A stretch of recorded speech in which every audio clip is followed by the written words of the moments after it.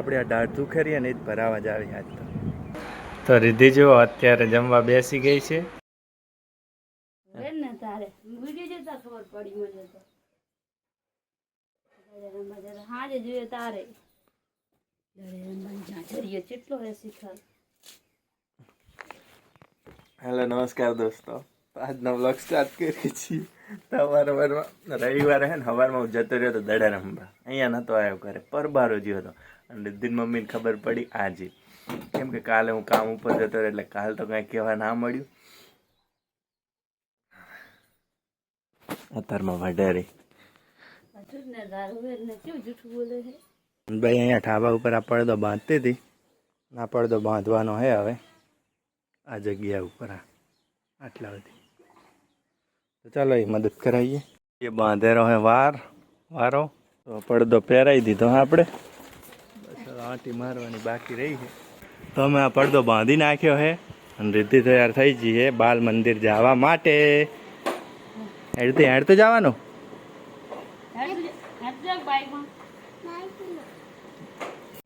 તું મને ઘરે પડ્યો હે ચા ડબ્બો શા પડ્યો ખાલી કોમ હું લઈ લો.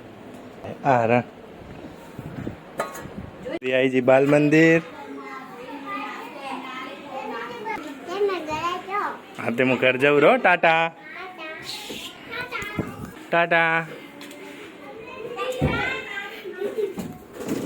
કે તમે કે ઘરે જાઓ તો આપણે જાય ઘરે. તો રિદ્ધિન બાલ મંદિર મેલીને આવી ગયા ઘરે. આપણે પેલા નહીં નાખીએ.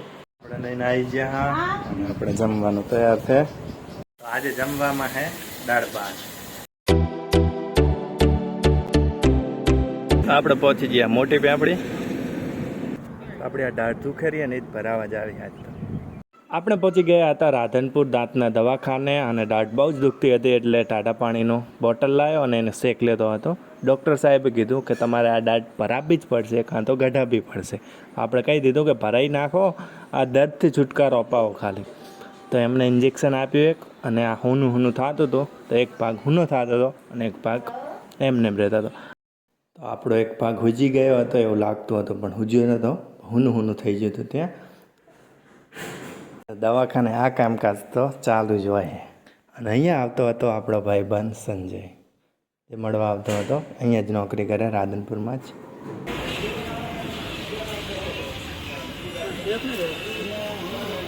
કરાવું દવા હોય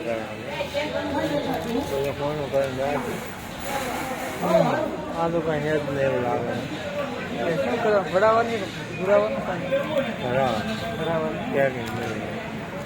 શું કે બીજી શાંતિ હે ને. તો આપણે આવી ગયા ઘરે. આપણા ફોનમાં ચાર્જિંગ હતું ને, આપણો ફોન ચાર્જિંગ થયેલો હોય. બોલાતું નહીં અહીંયા નશો આપણો આટલો ભાગ ચાલુ હોય એવું લાગે છે. અને આટલો ભાગ આમ ભૂજી ના છે, ભૂજી એવો થઈ ગયો. આજ ને આરો હુજી ગયા છે. હું આટલા સુધી હું નાખી આમ નોર્મલ આ હુજેલ હોય ને એવું લાગે. તો હવે કંઈક હોજો ઉતર્યો એટલે કંઈક નશો ઓછો થયો હોય આમ અડું ને હવે કાંઈક ખબર પડે કે હવે કે હે હુજેલ નહીં એવું લાગે. તો દાદા એને જાબુ તોડીને આપ્યા હતા અને જીગર ખોબટાણું ખાધું હશે આમ મેઠું નાખીને મસાલો ને એવું બધું. તે એવું કરતી હતી ને આખું મેઠું અંદર પડી.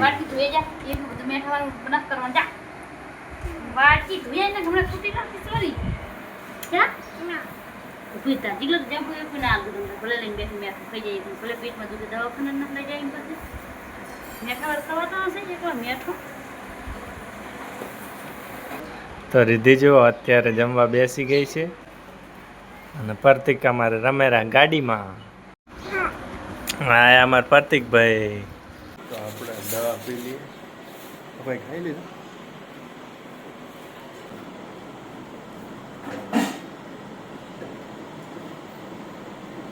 તો આપણે ભૂખાપીડની દવા લઈ લીધી હતી. ભાઈ શું કરે ભાઈ શું કરે